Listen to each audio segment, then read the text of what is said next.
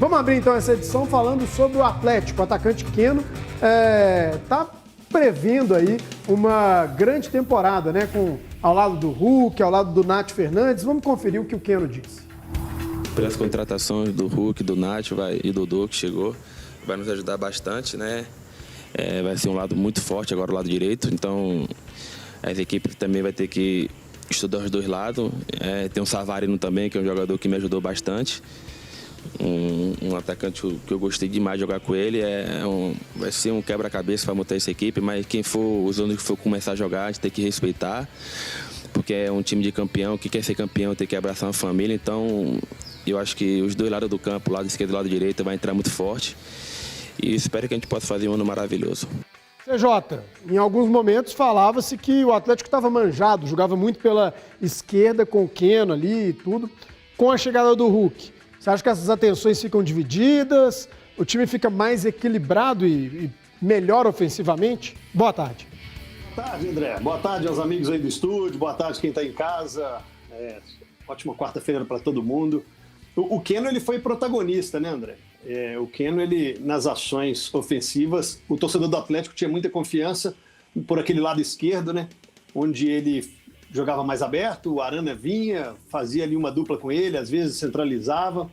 E era o esquema do Sampaoli, também foi benéfico para o Keno. Vocês vão se lembrar, na chegada do Keno, ele não chegou e jogou, ele não chegou e mostrou esse nível. Ele teve aquele período de adaptação. O torcedor, diferentemente de outros, a imprensa, diferentemente de outros, esperou mais, teve um tempo, deu um tempo ao Keno, porque conhecia o futebol, sabia do que ele era capaz e vindo de um outro calendário, de um outro ritmo de jogo, necessitou de jogar mais. À medida que foi jogando, foi protagonizando, foi sendo artilheiro, foi fazendo gols.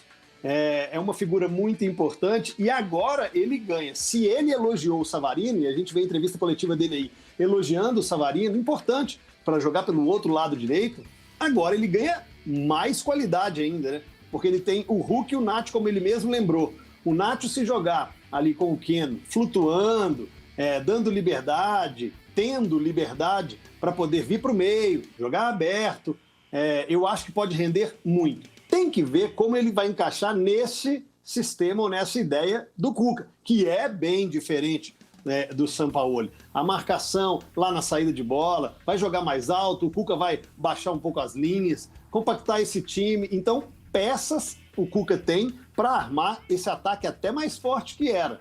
Até mais forte, bem mais forte. Tardelli não jogou com o Sampaoli, o Hulk não estava aí, o Nacho não teve oportunidade também de jogar com o Sampaoli. Ele ganha algumas figuras importantes para poder fazer. Quebra-cabeça, como ele mesmo disse, está nas mãos do Cuca para poder armar esse ataque, porque o poderio ofensivo é muito alto, André, muito alto.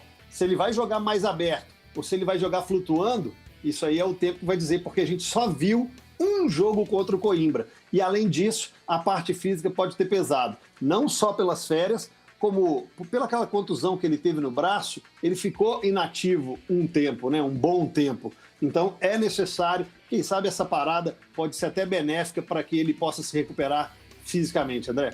Pois é, Léo Gomide, em alguns momentos na temporada, me chamava a atenção, os times que jogavam mais fechados contra o Atlético, muitas vezes dobravam a marcação no Keno, no lado direito da defesa, né? Mas aí quando o time tem Keno de um lado, Hulk do outro, Nath Fernandes entrando, um centroavante ali mais móvel, enfim, começa a ficar difícil de dobrar a marcação, porque são muitos jogadores, você não consegue ter um número para anular tantas peças, né? Você pensa que o Atlético pode ser ainda mais qualificado com a chegada de Hulk, chegada de Nath, você acha que isso pode beneficiar o próprio Keno por não ser tão visado pelos esquemas adversários? Boa tarde, André. Boa tarde. Boa tarde quem está em casa nos acompanhando. Uma ótima quarta-feira para todo mundo seguro e protegido, isolado. O André, é claro que em termos de qualidade, né, qualitativamente, o elenco, na verdade, né, tem um ganho com a chegada destes jogadores, né? Especialmente o Nacho e o Hulk que chegaram e são opções que ganha o Atlético para o setor meio-ataque, né? Chegou o Dodô, mas é um jogador da linha defensiva, né? Mas também é um que pode agregar. Eu entendo a sua pergunta, Mas aí nós temos também de colocar nessa equação aí a forma como o Atlético vai jogar, né? Não é à toa, existia um porquê, né? Do Atlético sempre jogar, quando tinha o Sampaoli no comando, com 2 pontas bem abertos, né?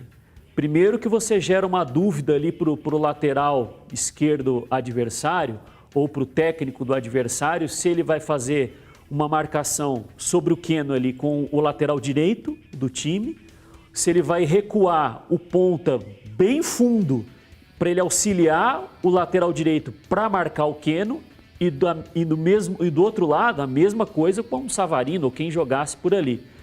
É o lateral esquerdo que vai marcar ou o ponta vai recuar o máximo possível para o lateral ficar na cobertura.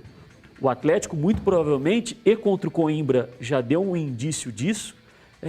Quando estiver atacando, é muito improvável que tenha essa questão dos pontas bem abertos, Keno e Hulk ou Savarino, ou seja lá quem o Cuca escolher, né, para gerar essa dúvida no adversário. Opa, o Atlético vai atacar pela esquerda ou vai atacar pela direita? E se atacar pela esquerda, será que o ponta do lado contrário, que no caso é o Hulk, ele vai ficar espetado lá esperando uma inversão rápida para ter espaço para progredir rumo à área e com pouca marcação? Talvez isso não aconteça, né? E é claro que esses jogadores jogando mais próximos uns aos outros, que é o que deve acontecer, porque o Cuca não usa muito a questão da largura do campo como prioritariamente no jogo dele, esses jogadores eles têm habilidade para troca de passes, aí desestruturar o adversário e chegar na grande área para uma finalização, né? Qualitativamente, com certeza, tem um ganho, mas temos de esperar como que vai ser o funcionamento desse time, né? Até nesse aspecto, Vinícius Gris, tem o outro lado também. São 2 pontas com características bem de atacantes, né? Tanto o Hulk quanto o Keno. Como fazer para ter um equilíbrio numa equipe com jogadores tão ofensivos, né? Me parece que o Savarino acabava recompondo bem mais do que o Keno, por exemplo. É verdade. Boa tarde, André. Boa tarde. Boa tarde a todo mundo que está em casa.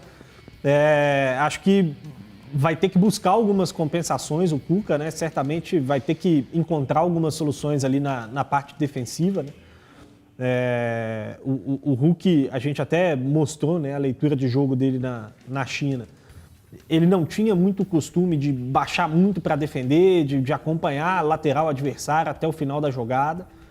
A gente sabe que com o Cuca, normalmente, os times fazem marcações mais individuais, então obriga muitas vezes você a sair correndo atrás até onde for o lateral adversário.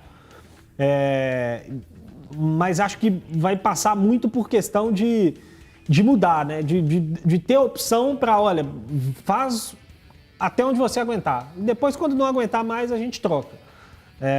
Não vai ter a necessidade de ficar ali guardando energia, né, os jogadores, por conta do elenco vasto. A gente ainda vai continuar nessa temporada aí com 5 substituições para cada clube, o que é algo positivo para quem tem um elenco forte como o Atlético. Mas eu tô curioso, né? O Cuca falou na entrevista depois do jogo que o principal objetivo dele, ou um dos objetivos dele nesse início de trabalho, vai ser fazer o time conseguir retomar a bola mais rápido, né? Fazer o time não deixar que o adversário tenha a bola por muito tempo. E é uma característica do time do Cuca, de certa maneira, buscar isso dessa forma, né? Perdeu a bola, cada um encontra um jogador, encosta nele e vai até o final. E aí isso exige muito fisicamente dos jogadores, exige muita concentração. Quando alguém deixa passar, né, o seu adversário, vai virando ali meio que um castelo de cartas, porque um tem que sair para compensar o outro, e aí fica sempre alguém livre. Mas, enfim, acho que os adversários vão ter mais que se preocupar com o Atlético quando tiver com a bola do que o Atlético, claro, salvo uma ou outra exceção, mas do que o Atlético se preocupar com o ataque dos adversários por conta da força do elenco.